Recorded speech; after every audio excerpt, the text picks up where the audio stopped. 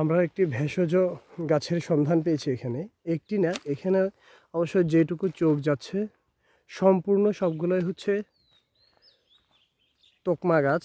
আপনারা হয়তো এই ভেষজ খাবারটি সম্পর্কে জানেন, অবগত আছেন। এই যে এটা হচ্ছে, আমি যদি এভাবে নিই, এটা যদিও মৌসুম শেষ দিকে, এখন হচ্ছে তোকমা হওয়ার সময় না যদিও, তারপরে এখানে দেখা যাচ্ছে অল্প, এবং এখানে যতগুলো গাছ দেখা যাচ্ছে সবগুলো হচ্ছে তোকমা গাছ।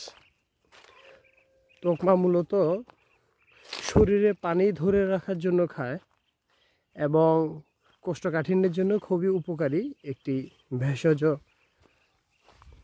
খাবার।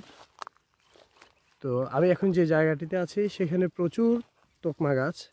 এই যে এই মৌসুমটাতে যদিও তোকমা পাওয়া যায় না,